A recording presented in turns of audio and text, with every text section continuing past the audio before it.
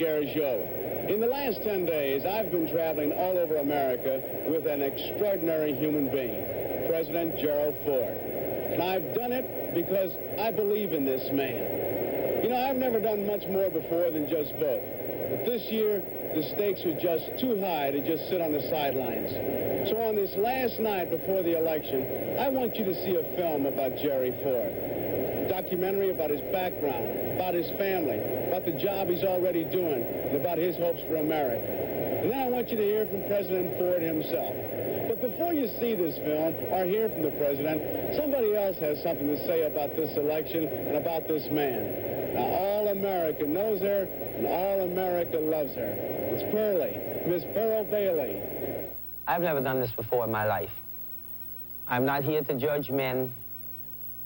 The Bible says I am not to judge.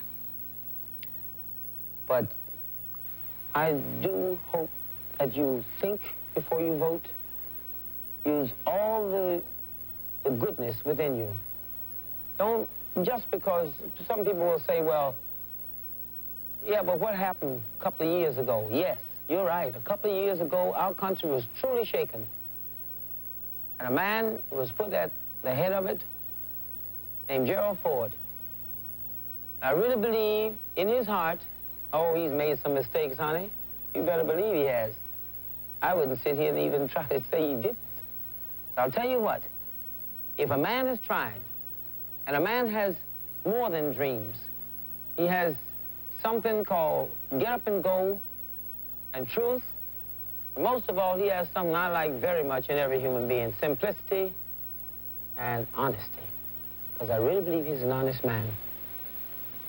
That's why I like Gerald Ford. And that's why I hope that, I don't know, please think about it. It's so important. It really is. That's a real lady. She gives you a lump in your throat. She's talking about my kind of guy. And I think he's your kind of guy, too. And now I want you to take a look at a special documentary film about President Ford. And then when it's over, President Ford himself will talk to you right here from Air Force One. I am honored by your nomination, and I accept it.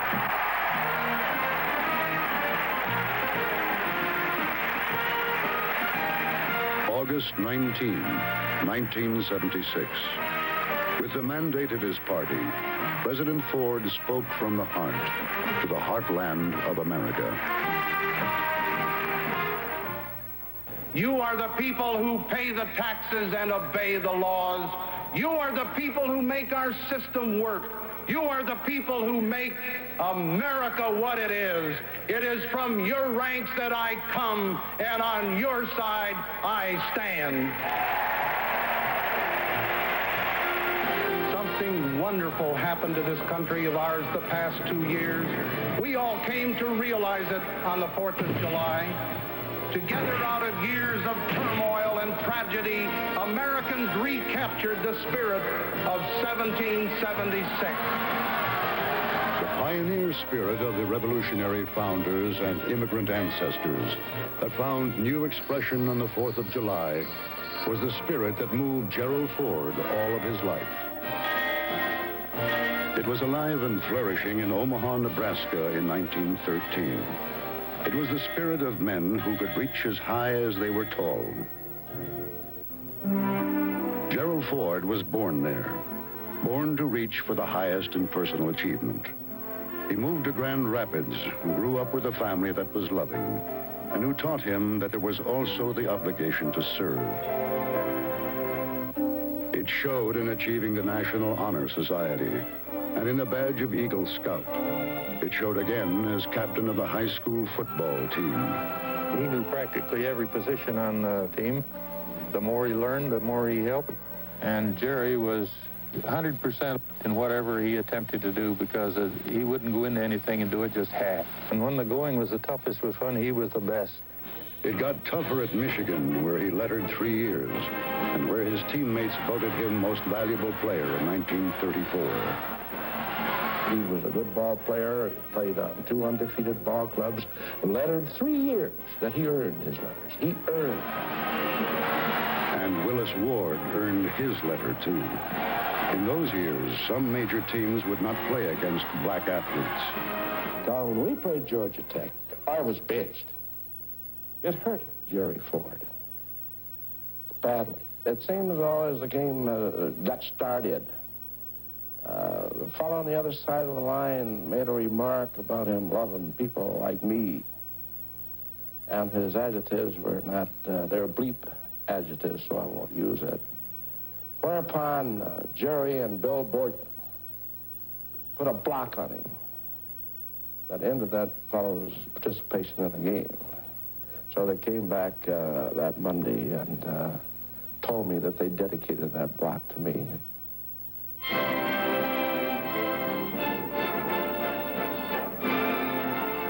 Every time I come back to Yale, I find myself almost overwhelmed by nostalgia.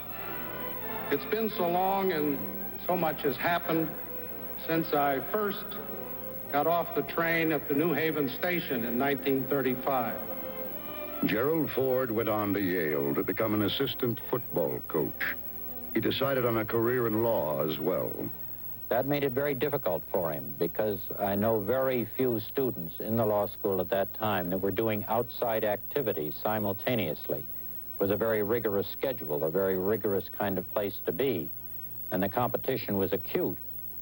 And you couldn't do outside things and still get through the law school and with high standing. And yet he did this, and he was one of the few that did.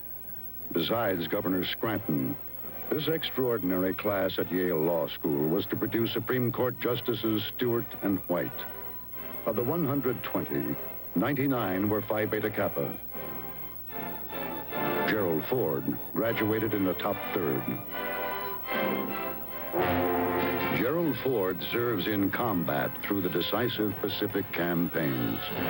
One duty, manning the aft station guns. Lieutenant Ford had the qualities to prepare and the qualities to act, and this requires leadership of a very high order. The steady day-to-day work, the maintenance, the routine, that's what you have to have so that when the crisis comes, you can meet it. On this particular occasion, we were attacked by Japanese torpedo bombers. 2 of them penetrated the destroyer screen and launched torpedoes. The torpedoes missed, but Ford didn't miss. He fired, and they both went down. In 1948, Lieutenant Commander Ford leaves the campaigns of war for the campaigns of politics. Congressman Ford wins re-election 12 times. Politics and marriage began together for Jerry Ford. He married Betty during his first campaign. When you're a congressman and dedicated to your work, you work hard at the job. And every 2 years, you work hard to keep it by campaigning.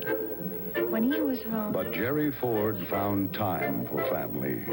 He had grown up in a loving environment. Together, he and Betty created another. Jerry Ford, as I knew him for 19 years in the House, was one of the most decent, honorable guys with whom I've ever had the privilege of working. He was selected by his peers as the minority leader of his party, one of the toughest juries in the world. And then when he was selected as Vice President of the United States, and there were 300 FBI people out looking at everything he'd done or said from, I guess, almost the day he was born. A thorough investigation was made by an overwhelmingly Democratic Congress, and he came through with flying colors. The people in the House and in the Senate had confidence in not only Jerry Ford, the man, but in the way that they believed he would conduct the government responsibilities as the vice president and later as the president, as the leader of the country.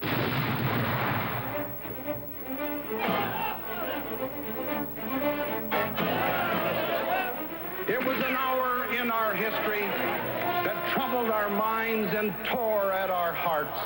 Anger and hatred had risen to dangerous levels, dividing friends and families. The polarization of our political order had aroused unworthy passions of reprisal and revenge. Our governmental system was closer to stalemate than at any time since Abraham Lincoln took that same oath of office.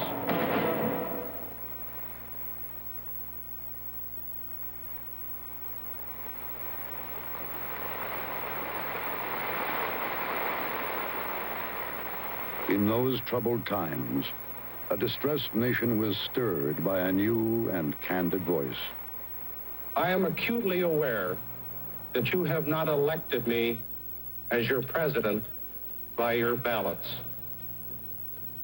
So I ask you to confirm me as your president with your prayers. My fellow Americans, our long nightmare is over. And so he began.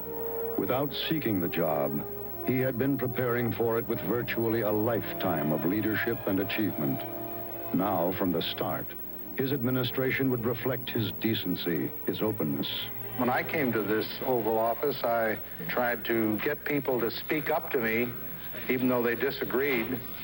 I tried to make the atmosphere in the Oval Office more relaxed rather than austere, and I just wouldn't be comfortable making people snap to just because I'm president. He sits back and listens and relaxes, and at the end of that, he feels he's much closer to the issue that must be decided than if he were merely to look at a piece of paper. Being in and out of the office as frequently as I am on handling appointments, I have an opportunity to see that a number of times. There's one issue that which I disagreed on, and that's the issue of busing.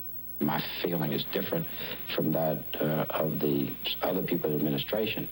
But once again, I have the feeling that the president has taken my views into full consideration and weighing them. I can't say that his conclusion is wrong.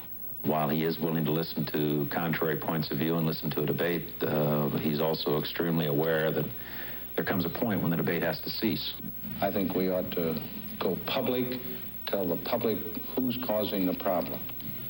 The Congress is just plain negligent in this case, and I think we ought to hit them very hard. You want to do that this morning? I think we should. The administration of Gerald Ford had begun its steady course. The spiral of government spending had seemed unstoppable. Taxes, inflation had risen relentlessly. No one before had had the courage to say no to ever-increasing government programs. We have a no new start program, but we don't cancel a single contract or a single project. President Ford cut spending by over $9 billion. He cut inflation in half. Our confidence was coming back. America started back to work with meaningful, proud jobs, not dependent on government handouts. While extending and improving benefits for those without work, President Ford unshackled the private sector, providing an unparalleled 4 million new jobs in 1.5 years.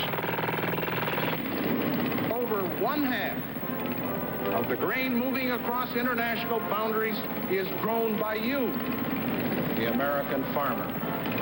It's imperative that you maintain the freedom to market crops and to find customers wherever you can. Unfettered by government restraints, the productive capacity of the American farmer has been turned loose. Farm income has risen dramatically. America is the granary for a hungry world. Americans have learned that we cannot police every remote corner of the earth, nor fill every empty bowl. But we can be an immense influence for reason and for peace in this world in which we live. I would rather travel 1,000 miles for peace than take a single step for war.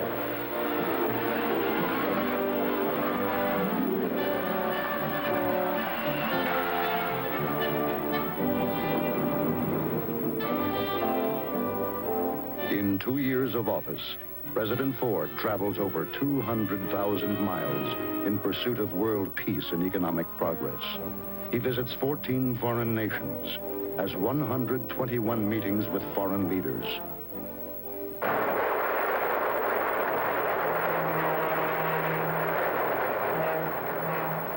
When I start talking about foreign policy, I'm talking about people like me who represent people like you.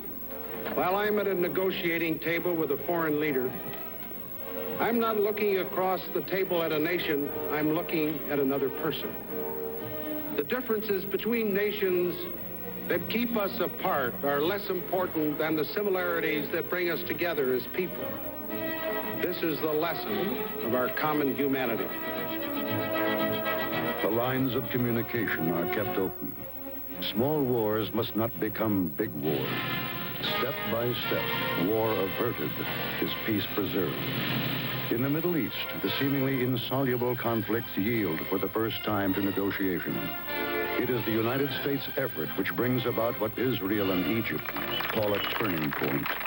The agreement initialed this past week provides time that will be needed to work toward concluding a lasting peace agreement in the Middle East. America can be very proud of its role as peacemaker in these negotiations. A nation at peace must be a nation prepared. Under President Ford's leadership, Congress enlarges the military budget, reversing the 10-year downward trend. The qualitative superiority of American weapons is assured. Cords of steel can best bind the accords of peace.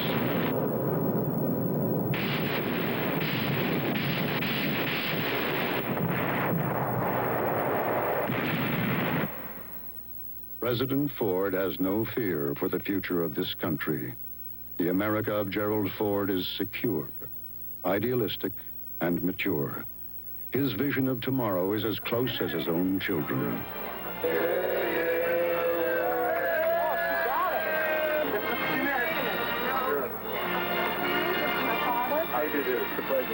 Gerald Ford sees the future as something his children will inherit.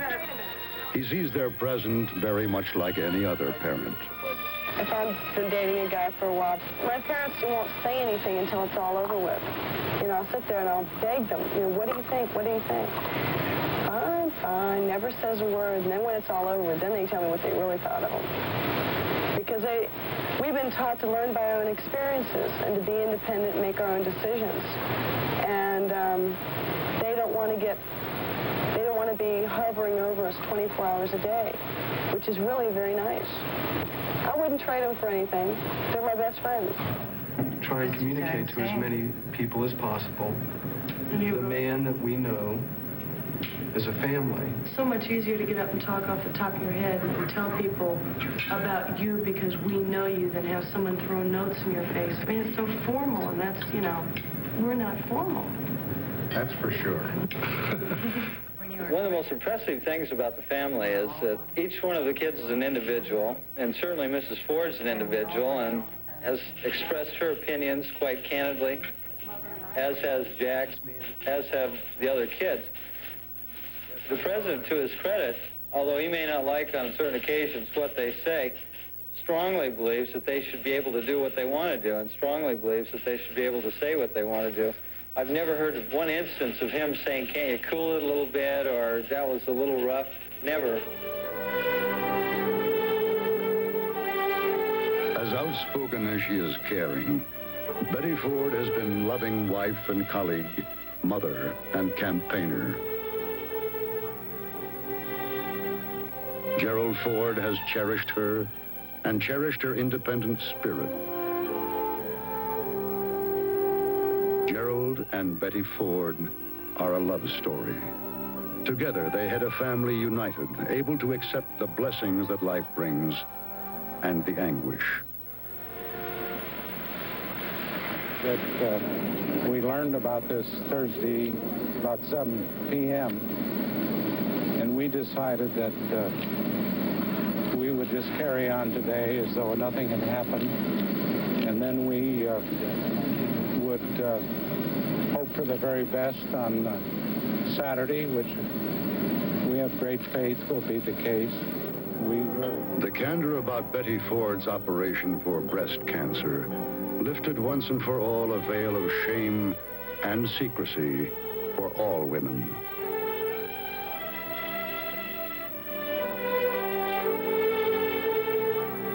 The nation rejoiced with the president and his family on her recovery. Greatest source of strength, one person who I love, respect, and am darn proud to have as part of the Ford. Thank you, Mr. President. I truly appreciate you all turning out, and I just can't tell you how much we appreciate the support that you have given the president, and I sort of like him too.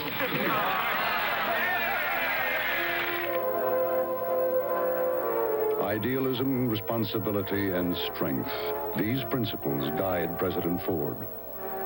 It seems to me that this is important when an individual is going to make decisions affecting the world. If he's a mean guy, if he carries on a vendetta, if he's vindictive, I'd be really worried about how he might treat some crisis in another part of the world. I think that you need that calm, careful, deliberate consideration of issues and put all petty passions aside. Sometimes we get the idea that to succeed you have to be expedient and you can't afford to be a man of principle. And he is such a contradiction to that prevailing attitude and image that had been coming up the last few years. And I think it's good for people to see that you can stick by your principles and still be very successful. Traditionally, it was always the office rubbed off on the man, and I think just the reverse has happened, where the man with these tremendous principles has rubbed off on the office, and we've seen the office start to rise in prestige.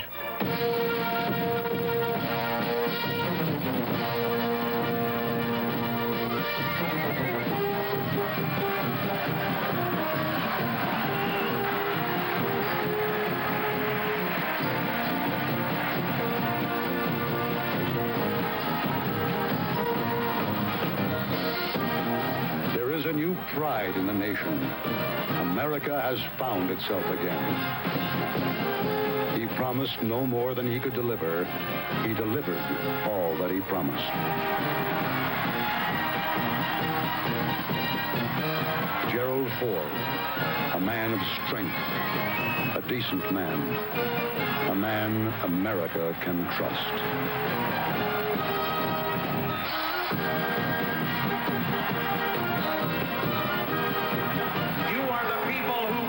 Taxes and obey the laws.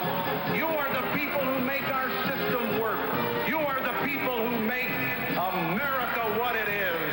It is from your ranks that I come, and on your side I stand.